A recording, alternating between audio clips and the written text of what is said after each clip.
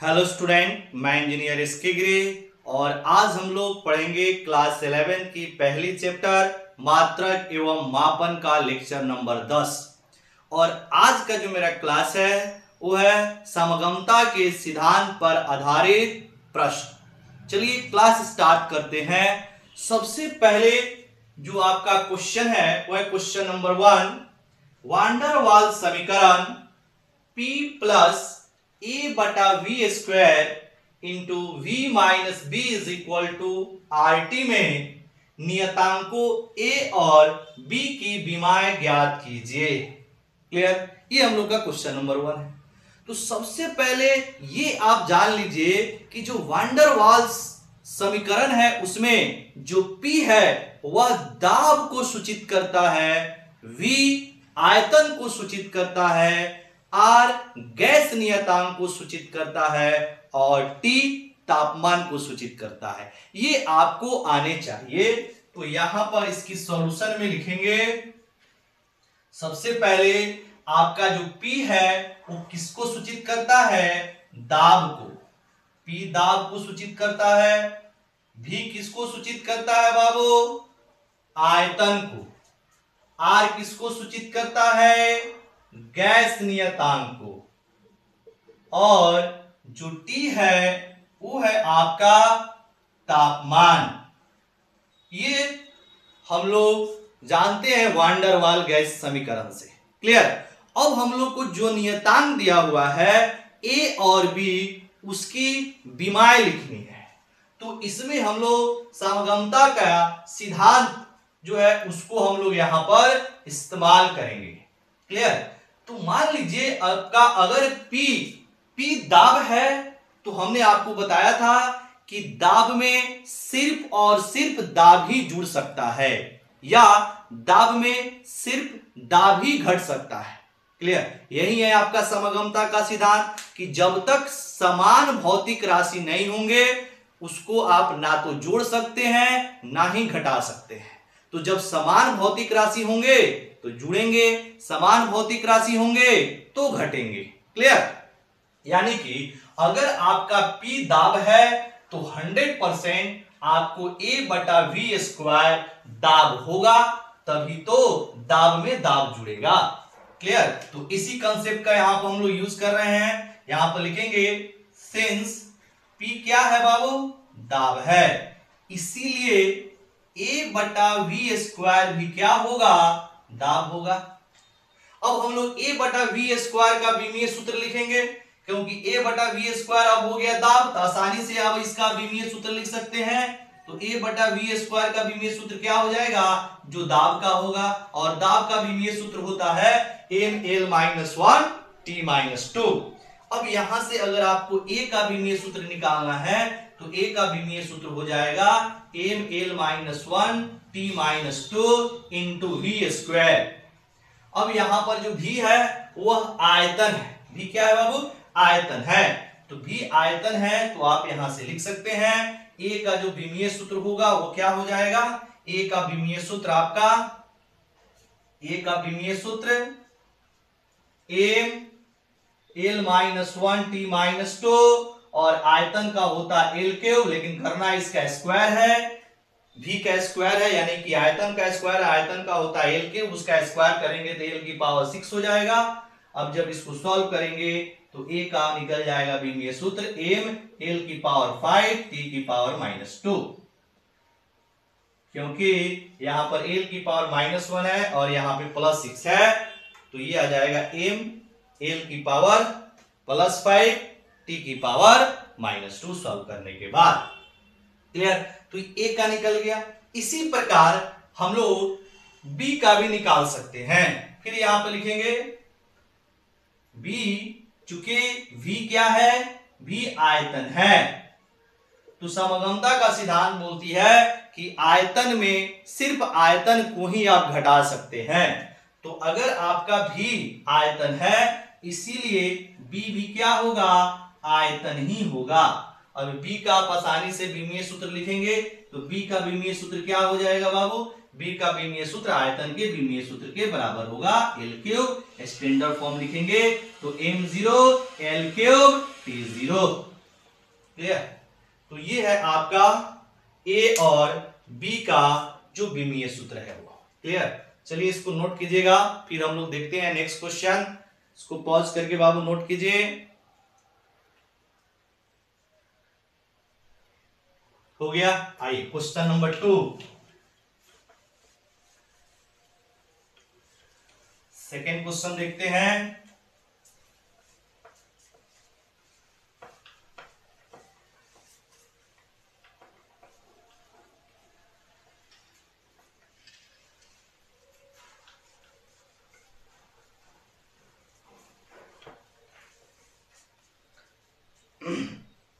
लिखते हैं second question. Question number 2 यह है, किसी कण का वेग समीकरण v बराबर a plus BT plus C by D plus T के अनुसार समय t पर निर्भर करता है, के अनुसार समय t पर निर्भर करता है। Full stop, full stop. A B C और डी की विमाएं ज्ञात करें, विमाएं ज्ञात करें। ये हम लोग का क्वेश्चन। अब देखिएगा इसका सॉल्यूशन कैसे करेंगे हम लोग। ये बोल रहा है कि कण का वेग यानी कि जो v है वह वेग को सूचित कर रहा है और t जो है वह समय को सूचित कर रहा है। क्वेश्चन में ये बोल रहा है यानी कि v बराबर a plus B T plus C बटा डी प्लस टी है। अब यहां पर v वेग है और t समय है, तो बोलिए a b c और d की विमाएं क्या होगी। ठीक है, यानी कि अगर आपका v वेग है इसका मतलब है a plus B T plus C by D plus T क्या है, वेग है। क्लियर? अब यहां पे तीन टर्म है, एक a है, दूसरा bt है और तीसरा टर्म c बटा d प्लस टी है। तो अगर तीनों टर्म का सम जोगफल वेग के बराबर है, इसका मतलब है कि तीनों जो आपका टर्म है, तीनों जो पद है वह वेग के बराबर होगा, तब न वेग प्लस वेग बराबर वेग है कि नहीं। समगमता के सिद्धांत में हमने यही तो बताया है। तो जो स्टूडेंट आज का वीडियो देख रहे हैं वो कम से कम लेक्चर नंबर 9 को अवश्य देखे, जो हमने पिछले लेक्चर 9 में समगमता का सिद्धांत के बारे में बताया है। यानी कि इसमें तीन टर्म है, तीनों टर्म का योगफल वेग आ रहा है, इसका मतलब तीनों अलग अलग वेग के बराबर होगा। क्लियर? यानी कि हम बोल सकते हैं यहां से a जो होगा वह भी वेग होगा। अगर a वेग है तो a का विमा क्या होगा, LT-1, क्योंकि वेग का विमीय सूत्र होता है LT-1। स्टैंडर्ड फॉर्म लिखेंगे तो m0 LT-1। क्लियर? a का निकल गया। इसी तरह अगर bt को देखें तो bt भी क्या होगा, यहां पर वेग ही होगा। bt क्या होगा, वह भी वेग होगा। यानी कि अगर आप b की विमा लिखेंगे तो यहां से आपका b की विमा क्या हो जाएगी, LT-1 डिवाइडेड बाई t, या t क्या है, टाइम है। यानी कि वेग का विमीय सूत्र हो गया LT-1 और t आके डिवाइड हो गया, t टाइम है, t समय है, तो इसका विमीय सूत्र हो जाएगा t। तो यहां से सब सॉल्व करेंगे तो LT-2 हो जाएगा। स्टैंडर्ड फॉर्म लिखेंगे तो m0 LT-2। क्लियर? तो ये आ जाएगा आपका b का विमीय सूत्र। इसी तरह अगर हम लोग c का विमीय सूत्र निकालें तो c का विमीय सूत्र आप तभी निकाल सकते हैं जब d का विमीय सूत्र आपके पास पता हो। तो यहां पर देखेंगे डी जो है वो किसमें जुड़ा है, डी टी में जुड़ा है, यानी कि टी अगर समय है तो डी भी समय ही होगा, क्योंकि समय जो है वो समय के साथ ही जुड़ सकता है। क्लियर?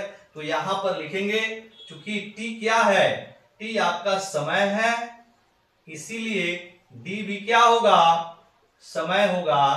तो डी की डायमेंशन क्या हो जाएगा, टी के बराबर हो जाएगा, और स्टैंडर्ड फॉर्म अगर लिखना चाहें तो m0l0 t हो जाएगा, m0l0 t। क्लियर? यानी कि डी का जो डायमेंशन है वह टी के बराबर हो गया। अब यहां से फिर से क्या लिखेंगे, अब c बटा डी प्लस टी जो है वो भी क्या होगा, वेग होगा। अब यहां से लिखेंगे c बटा डी का डायमेंशन t, और फिर t का डायमेंशन t हो गया, बराबर वेग का डायमेंशन lt माइनस 1 हो जाएगा। अब यहां से c बटा टी प्लस टी टी होता है, बराबर lt माइनस 1। अब यहां से आप c की डायमेंशन लिखेंगे तो c का डायमेंशन हो जाएगा lt minus 1 into T. Clear? अब आपका t की पावर 0 हो जाएगा यहां से, क्योंकि माइनस 1 प्लस 1 है, तो lt की पावर 0। क्लियर? तो ये हो गया। अगर आप यहाँ आंसर लिखें तो यहां पर देखिए वो बना रहे हैं, यहां पर a का डायमेंशन हो जाएगा कितना, m0 lt माइनस 1, b की डायमेंशन हो गए m0 lt माइनस 2, उसके बाद c की डायमेंशन हो गई m0 l t की पावर 0, और d की डायमेंशन हो गई m0 l0 t, m0 l0 t। या इसका आप स्टैंडर्ड फॉर्म भी लिख सकते हैं m0 l t0, यही स्टैंडर्ड फॉर्म है इस c का। नहीं तो a का हो गया, यहां पर a का डायमेंशन m0 l t की पावर माइनस 1, b का डायमेंशन m0 l t की पावर माइनस 2, c का डायमेंशन m0 l t0, और d का dimension m0 l0 t। Clear? तो ये था हम लोग का क्वेश्चन नंबर 2। चलिए नेक्स्ट क्वेश्चन लिखते हैं, क्वेश्चन नंबर 3। नोट कीजिएगा बाबू, इसको नोट कर लीजिए, पॉज करके नोट कर लीजिएगा।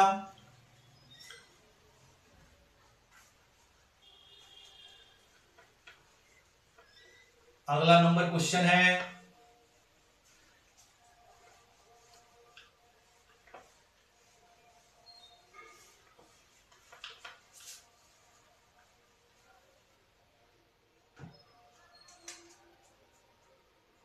Question number 3। दिया हुआ है समीकरण y बराबर a sign omega T minus K X में y और x विस्थापन है, y और x विस्थापन है, तथा t समय है, फुल स्टॉप। a ओमेगा और k का विमीय सूत्र बताइए।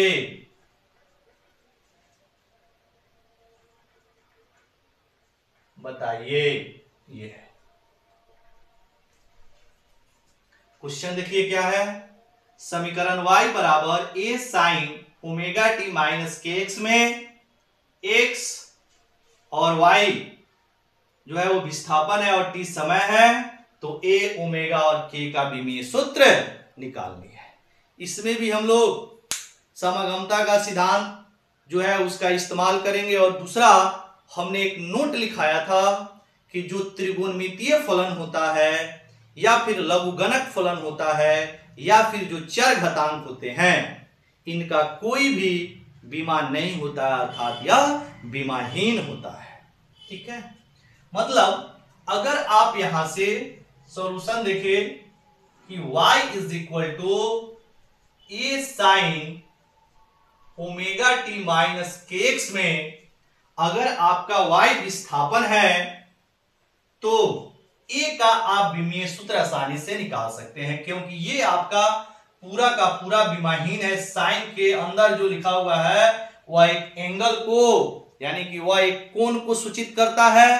तो कोण जो होता है वह आपका विमाहीन राशि होता है, और साइन के साथ जो वैल्यू निकलेगा, यानी sign omega T minus K x का जो मान होगा वह भी आपका विमाहीन राशि होगा।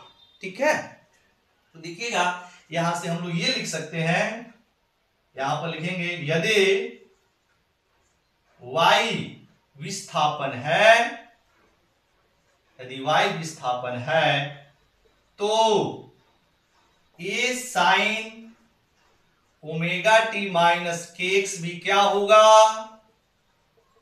विस्थापन होगा। यदि y विस्थापन है तो a साइन ओमेगा टी विस्थापन है। ठीक है, अब आपका यहां पर विमीय सूत्र अगर हम लोग लिखें तो a का विमीय सूत्र हमें निकालना है, और इसका कोई भी विमा नहीं है। ठीक है, ऐसे भी लिख सकते हैं m0 l0 t0, कोई विमा ही नहीं है इसका। अब ये किसके बराबर हो जाएगा, तो विस्थापन l के बराबर, अगर विमीय सूत्र लिखा जाए तो। अब ये आके इधर भाग होगा, क्या फर्क पड़ने वाला है, कोई फर्क पड़ने वाला नहीं है। तो आप यहां से a का जब विमीय सूत्र लिखेंगे तो l divided by m0 l0 t0, कोई फर्क नहीं पड़ेगा, यानी कि इसका जो डायमेंशन होगा वह आपका l होगा, और इसको स्टैंडर्ड फॉर्म लिखेंगे तो ml t0 हो जाएगा। यानी कि a का जो विमीय सूत्र होगा वो m0 l t के बराबर होगा, अर्थात l के बराबर होगा। ठीक है, क्योंकि sign omega T minus K x क्या है, यह एक विमाहीन राशि है, तो इसके नीचे लिख देंगे, यही आएगा। ठीक है, ये आ गया, ए निकल गया। अब जरा देखिएगा omega T minus K x वह भी आपका विमाहीन होगा, क्योंकि यह एक कोण को सूचित करता है। साइन के अंदर जो भी वैल्यू लिखा रहता है वो क्या होता है, वह एक कोण होता है, कोण को सूचित करता है, और कोण विमाहीन राशि होता है। क्लियर, मात्रक तो होता है ऐसा ही मात्रक रेडियन, लेकिन विमाहीन राशि होता है कोण आपका। तो यहां पे लिखेंगे, यहां omega T minus K x जो है वह एक कोण है, और कोण क्या होता है, विमाहीन है, वह विमाहीन है, मतलब m0 l0 t0 है। विमाहीन को इसी तरह लिखते हैं। अब देखिएगा दो पदों का घटाव अगर विमाहीन है तो समगमता का सिद्धांत क्या बोलती है कि ओमेगा टी भी विमाहीन होगा और के एक्स भी विमाहीन होगा। यानी आप यहां से लिख सकते हैं ओमेगा टी क्या होगा, विमाहीन होगा, m0 l0 t0 होगा विमाहीन। क्लियर, तो यहां से अगर हम लोग ओमेगा का विमीय सूत्र लिखें तो ओमेगा का विमीय सूत्र क्या हो जाएगा, m0 l0 t0 divided by T time आ जाएगा, क्योंकि टी आके इधर भाग होगा और टी का विमा कैपिटल टी होता है, मतलब टी मतलब समय, समय का विमा कैपिटल टी होता है। अब यहां से ओमेगा का जो विमीय सूत्र होगा वो कितना हो जाएगा, m0 l0 t की पावर -1, खत्म। इसी तरह अगर हम लोग चाहें तो kx को निकाल सकते हैं, kx के मदद से k का, तो kx भी क्या होगा बाबू, k इंटू एक्स, यह भी आपका विमाहीन होगा। अब विमाहीन का मतलब m0 l0 t0, यही तो विमाहीन है। तो अब यहां से k का निकाल सकते हैं, k बराबर क्या होगा, m0 l0 t0 divided by x। x क्या है, विस्थापन है, और विस्थापन का डायमेंशन क्या होता है, l होता है। ये x आके इधर भाग होगा, है ना। अब x जो है वो विस्थापन है, तो विस्थापन का डायमेंशन कितना हो गया, तो k का डायमेंशन हो जाएगा m0 l-1 t0। ठीक है, तो ओमेगा आपका निकल गया, ये k का डायमेंशन, और यहां पर a का डायमेंशन। ठीक है, a का डायमेंशन आपका आ गया l के बराबर। ओमेगा का डायमेंशन कितना होगा, ओमेगा का डायमेंशन आपका m0 l0 t-1, k का डायमेंशन m0 l-1 t0। ठीक है, अब इसको नोट कीजिएगा। इसके बाद हम लोग चलते हैं क्वेश्चन नंबर 4 पे। अगला question, question number 4। I hope आपको समझ आ रहा होगा, सिंपल है। लेक्चर नंबर 9 आप जरूर देखें, क्योंकि लेक्चर नंबर 9 में हमने आपको समगमता का सिद्धांत बहुत ही विस्तार रूप से समझाया है, वहां पे वो जरूर देखिए, तब आपको आज का क्लास ज्यादा समझ में आएगा। हो गया, चलिए नेक्स्ट लिखेंगे क्वेश्चन नंबर 4।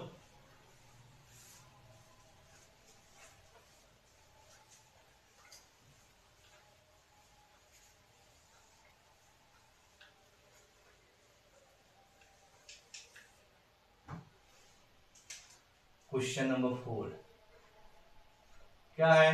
किसी वस्तु पर या एक वस्तु पर, ऐसे लिखिए, एक वस्तु पर लगने वाला बल F बराबर AT प्लस BT स्क्वायर है। एक वस्तु पर लगने वाला बल F बराबर AT प्लस BT स्क्वायर है, जहां T समय है, फुल स्टॉप, जहां T समय है। नियतांक A और B की विमाएं लिखिए। नियतांक A और B की विमाएं लिखिए, ये हम लोग का क्वेश्चन। पॉज करके जरा आप इस क्वेश्चन को सॉल्व कीजिएगा, ठीक है। सॉल्यूशन, चलिए हम लोग इसका आप सॉल्यूशन करते हैं। यहां पे लिखा हुआ है बल F बराबर क्या है? AT plus BT square. मतलब F आपका बल है और T क्या है? समय है। तो F बल है, इसका मतलब है AT प्लस BT स्क्वायर क्या है? बल के बराबर है, बल है। अब फिर यहां पे दो पद AT और BT स्क्वायर है, और इन दोनों का योगफल बल आ रहा है। इसका मतलब है कि दोनों पद जो होगा वो बल के बराबर होगा, तभी तो बल प्लस बल बराबर बल है कि नहीं।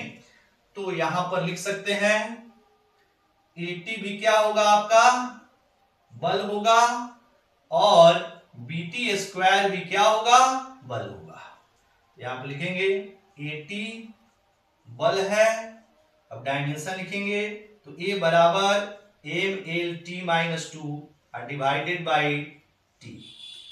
ये आपका T टाइम है, आगे इधर डिवाइड करेंगे तो डायमेंशन कैपिटल T हो जाएगा, और बल का डायमेंशनल फॉर्मूला होता है MLT माइनस 2। सॉल्व करेंगे तो MLT माइनस 3 हो जाएगा।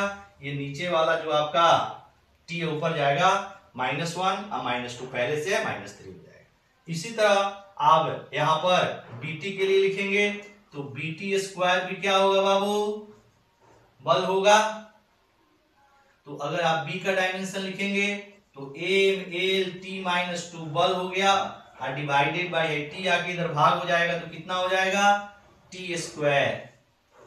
सॉल्व करेंगे तो MLT माइनस 4 हो जाएगा, क्योंकि ये आपका +2 पर जाएगा तो कितना होगा? -2, पहले से -2 है, तो B का डायमेंशन हो जाएगा MLT माइनस 4। क्लियर? ये था हम लोग का आज का क्लास। तो आई होप आपको आज का क्लास जरूर समझ में आया होगा। क्लियर? तो चलिए हम लोग लेक्चर को यहीं करते हैं खत्म, फिर मिलेंगे अगले वीडियो में। तब तक आप लोग पढ़ाई करते रहें। Very very thank you.